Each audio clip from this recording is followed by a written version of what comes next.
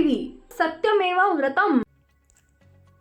राज्यात महायुतीचे सरकार स्थापन झाले आहे। देवेंद्र फडणवीस यांनी मुख्यमंत्रीपदाची तर एकनाथ शिंदे आणि अजित पवारांनी उपमुख्यमंत्रीपदाची शपथ घेतली आहे। सत्ता स्थापनेनंतर महायुतीसमोर मंत्रिमंडळ विस्ताराचा तिढा कायम आहे।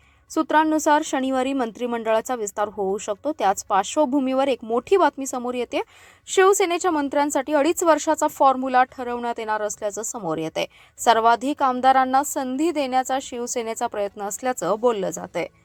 राज्य मंत्रिमंडळ विस्तारात शिवसेनेच्या वाट्याला येणाऱ्या मंत्र्यांना 2.5 वर्षाचा कालावधी मिळू शकतो। मंत्र्यांचा पहिल्या 2.5 वर्षाचा कालावधी संपल्यावर दुसऱ्या आमदारांना पुढील 2.5 वर्षाचा कालावधी मंत्रिपदासाठी मिळणार आहे। शिवसेनेच्या या 2.5 वर्षाच्या फॉर्म्युलामुळे शिवसेना पक्षातील आमदारांच्या मोठ्या संख्येला मंत्रिपदाची संधी मिळणार असून मंत्रिमंडळ विस्तारात शिवसेनेचा सामाजिक, प्रादेशिक आणि सर्वाधिक आमदारांना मंत्रिपदाची संधी देणारा फॉर्म्युला असणार आहे।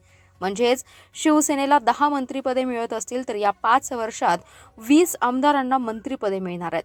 सूत्रांनुसार पहिल्या 2.5 वर्षात मागील मंत्रिमंडळातील नेत्यांना डच्चू मिळू शकतो तर काही नवीन चेहरे समोर येऊ शकतात। त्यात संजय शिरसाट, भरत गोगावले, प्रताप सरनाईक, खोतकर आणि शिवतरे यांच्या नावावर जवळपास शिक्कामोर्तब झाला असून बाकीच्या जुन्या मंत्रिमंडळातीलच मंत्र्यांना संधी देण्यात येणार आहे।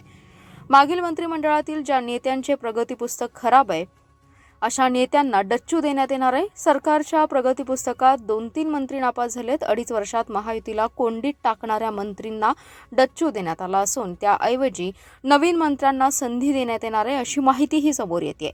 मंत्रिमंडळ विस्तार आणि खाते वाटपाचा फॉर्म्युला जवळपास निश्चित झाल्याचं समजतंय। भाजपला 20 मंत्रिपदं, शिवसेनेला 12 आणि अजित पवारांना 10 मंत्रिपदे दिले जाणार असल्याची सूत्रांची माहिती आहे। सूत्रांनुसार मुख्यमंत्री देवेंद्र फडणवीस यांची अमित शहा यांच्यासोबत बैठक झाली आहे। बैठकीत खाते वाटप फॉर्म्युला ठरलाय। तिन्ही पक्षातील खाते वाटपबाबत चर्चा अंतिम टप्प्यात असून शिवसेना आणि राष्ट्रवादीच्या नेत्यांची यादी त्यांचा पक्ष फायनल करणार आहे। मात्र भ्रष्टाचाराचे डाग असलेल्या मंत्र्यांमुळे महायुतीची प्रतिमा होता कामा नये याची काळजी घ्यावी।